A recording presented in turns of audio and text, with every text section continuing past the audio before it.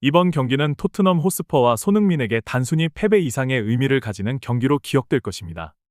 토트넘은 경기 초반 리드를 잡으며 유리한 흐름을 가져갔으나 후반전 첼시의 공세와 스스로의 실책으로 인해 경기 결과를 뒤집히는 아쉬움을 남겼습니다. 팀의 전술적 결함, 선수단의 체력 관리 문제, 그리고 주장 손흥민의 책임감이 얽혀 드러난 이번 경기는 토트넘의 현재 상황을 적나라하게 보여주는 사례로 자리 잡았습니다. 손흥민 개인의 활약은 빛났지만 결정적인 순간들을 놓쳤고 팀은 그를 뒷받침하지 못한 채 실망스러운 결과를 맞이했습니다. 이 경기의 여파는 단순히 한 경기에 그치지 않고 다가올 유로파 리그를 포함한 토트넘의 남은 시즌 전반에 걸쳐 영향을 미칠 가능성이 큽니다. 팬들과 전문가들 그리고 선수들 모두 이번 패배를 통해 얻은 교훈을 바탕으로 앞으로 나아가야 할 것입니다.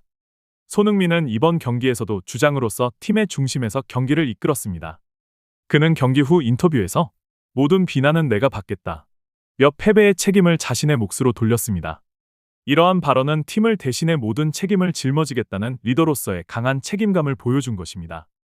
하지만 팬들과 전문가들은 그의 리더십에도 불구하고 결정적인 찬스를 살리지 못한 손흥민의 경기력에 아쉬움을 표했습니다. 경기 초반, 손흥민은 특유의 공간 창출 능력과 빠른 돌파로 첼시 수비진을 흔들며 공격을 주도했습니다.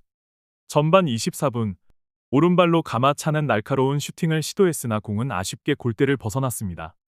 후반 23분에도 그는 또 한 번의 결정적인 찬스를 맞았지만 슈팅이 골문을 크게 벗어나며 팀의 추가 득점을 안기지 못했습니다. 이 두 번의 실수는 이후 경기 흐름에 큰 영향을 미쳤으며 첼시에게 반격의 기회를 제공하는 계기가 되었습니다. 이번 시즌 손흥민은 여전히 리그 최고의 공격수 중 한 명으로 현재까지 리그에서 9골을 기록하며 토트넘의 득점원이자 리더로 활약하고 있습니다. 또한 그는 프리미어 리그 통산 124골을 기록하며 라임 스털링을 제치고 역대 득점 순위 단독 19위에 올랐습니다. 이는 손흥민이 여전히 리그에서 가장 뛰어난 선수 중 한 명임을 증명하는 기록입니다. 그러나 이번 경기에서 놓친 결정적인 기회들은 그에 대한 아쉬움과 비판을 불러일으켰습니다. 특히 경기 후 발표된 통계에서 손흥민은 빅찬스 미스 빅찬스 미스 2회와 턴오버 2회를 기록하며 득점 결정력 부재를 드러냈습니다. 영국 축구 매체들은 손흥민의 기회 창출 능력과 리더십을 칭찬하면서도 골 결정력 부족과 경기 후반 영향력 저하에 대해 비판을 가했습니다. 커트 오프사이드는 손흥민은 골문 앞에서 자신감이 없어 보였다. 몇 평점 6점을 부여했고 익스프레스는 더 낮은 평점 5점을 주며 비판의 강도를 높였습니다. 이는 손흥민이 토트넘 팬들에게 얼마나 큰 기대를 받고 있는지를 단적으로 보여줍니다. 포스테코글루 감독은 이번 경기에서도 자신의 공격 일변도 전술을 고수했습니다. 그는 공격 중심의 축구 철학으로 토트넘에 새로운 활력을 불어넣었으나 시간이 흐르면서 그의 전술은 점차 한계를 드러냈습니다.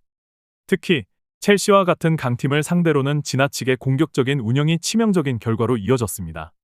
이번 경기에서 토트넘은 초반 2골을 기록하며 경기를 주도했지만 수비 라인을 지나치게 올리는 전술로 인해 후반전 들어 첼시의 역습에 무너졌습니다.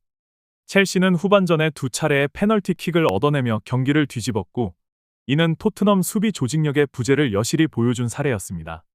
비수마와 사르의 불필요한 파울은 각각 첼시의 팔머와 엔소 페르난데스에게 기회를 내줬고 이는 결국 득점으로 이어졌습니다. 영국 축구 전문가들은 포스테코글루 감독의 전술적 유연성 부족을 강하게 비판했습니다.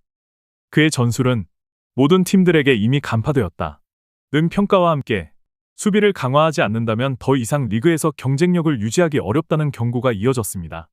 팬들 사이에서는 그의 전술 고집과 부족한 변화를 지적하며 경질 요구가 점점 커지고 있습니다. 이는 다가오는 경기에서도 포스테코글루 감독이 어떤 변화를 보여줄지에 대한 의문을 불러일으키고 있습니다.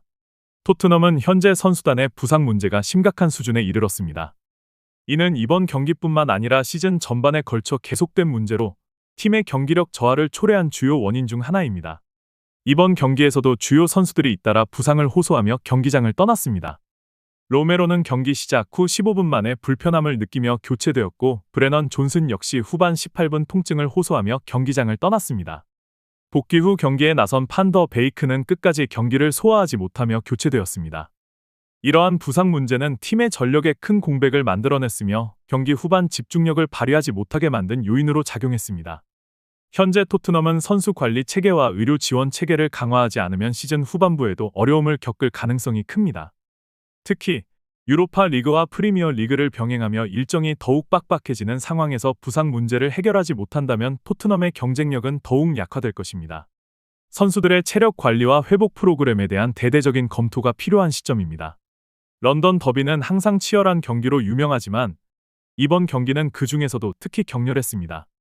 경기 초반에는 토트넘이 리드를 잡았으나 첼시는 후반 들어 집중력을 발휘하며 경기를 완전히 뒤집었습니다. 팔머와 엔소 페르난데스는 후반전 결정적인 장면들을 만들어내며 팀의 승리를 이끌었습니다. 경기 내내 양 팀은 치열한 경합을 벌였고 팬들의 열정도 경기장의 분위기를 뜨겁게 달궜습니다. 첼시 팬들은 경기 종료 후 경찰의 보호를 받아야 할 정도로 과열된 분위기를 연출했으며 이는 런던 더비의 특수성을 여실히 보여주는 대목입니다. 다가오는 유로파 리그 레인저스와의 경기는 토트넘에게 새로운 도전이 될 것입니다.